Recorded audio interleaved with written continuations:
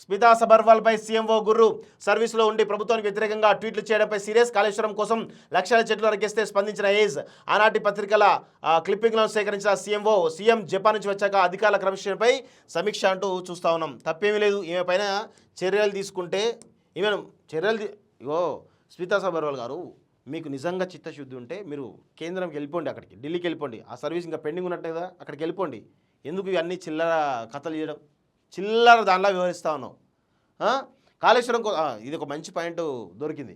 కాళేశ్వరం కోసం దాదాపు 14 కిలోమీటర్ల మేర చెట్లు నరికినప్పుడు అప్పుడు పర్యావరణం గుర్తుకు రాదు ఈమెకి. ఎందుకంటే అప్పుడు పదవి ఉంది కదా, పదవి ఉన్నప్పుడేమో ఇవేం గుర్తురావు, పదవి లేనప్పుడు మాత్రం పర్యావరణం గుర్తుకొస్తుంది, ప్రజా సమస్యలు గుర్తుకొస్తాయి, అన్నీ గుర్తుకొస్తాయి. ఎందుకు బతుకుతున్నదో అర్థం కాదు ఈమె. అదో బతుకు, అదో కథ, సిగ్గుమాల బతుకు. సీనియర్ ఐఏఎస్ అధికారి స్మితా సబర్వాల్ వ్యవహార శైలిపై సీఎంఓ సీరియస్గా ఉన్నట్టు తెలిసింది. ప్రభుత్వ ఉన్నతాధికారిగా ఉండి సర్కారు నిర్ణయానికి వ్యతిరేకంగా స్పందించడం, ఆ తర్వాత దాన్ని కొనసాగిస్తూ వివాదాన్ని మరింత పెద్దగా చేసే ప్రయత్నం చేస్తుండడంపై తీవ్ర స్థాయిలో ఆగ్రహంగా ఉన్నట్లు సమాచారం. కంచగచ్చిబౌలిలో చెట్ల తొలగింపు వ్యవహారం సుప్రీంకోర్టు ప్రధానమంత్రి సైతం స్పందించే స్థాయి వెళ్ళింది. ఏఐ ఫోటోలతోనే ఈ సమస్య అంతా వచ్చిందని సర్కారు భావిస్తున్నది. ఈ నేపథ్యంలో పోలీసులు దర్యాప్తు చేపట్టగా ఇందులో పొలిటికల్ లీడర్స్తో పాటు సీనియర్ ఐఏఎస్ స్మితా సబర్వాల్ ఉండడం ఆశ్చర్యానికి గురి చేసిందని సమాచారం.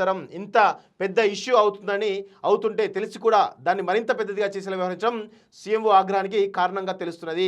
అప్పుడు ఎందుకు రెస్పాన్స్ కాలేదు? అప్పుడు కాళేశ్వరం విషయంలో 14 కిలోమీటర్ల మేర చెట్లు నరికితే ఈమె రెస్పాండ్ కాలేదు. ఇప్పుడేమో పెద్ద పర్యావరణం అని మాట్లాడుతూ ఉంది ఈమె.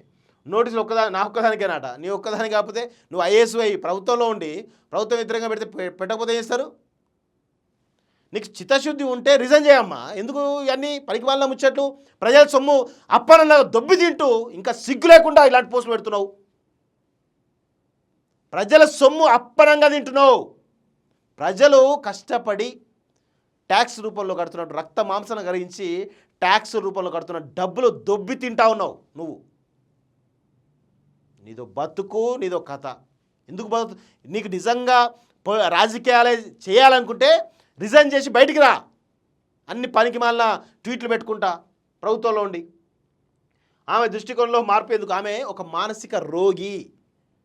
ఆమెకు మరి ఏమైందో తెలియదు కానీ, ఆమెకి మరి ఏ పరిస్థితిలో ఉందో తెలియదు కానీ మొత్తానికైతే మానసికంగా ఆమె మానసిక రోగిలాగా కనబడతా ఉంది తప్ప వేరే ఏం లేదు. బలుపుకు పరాకాష్ట ఈమె. బలుపుకు పరాకాష్ట. అహంకారానికి బ్రాండ్ అంబాసిడర్ తయారైంది ఈమె. బలుపు అహంకారం మధ్య కొట్టుమిట్టాడుతూ ఉంది ఈమె. బతుకు సిగ్గు శరం లేవిలకదే. ప్రజల సొమ్ము తినుకుంటా ఎట్లా బతకబుద్ధి అవుతుంది, ఎట్లా ఏం చేయబుద్ధి అవుతుంది నాకు అర్థం కాదు.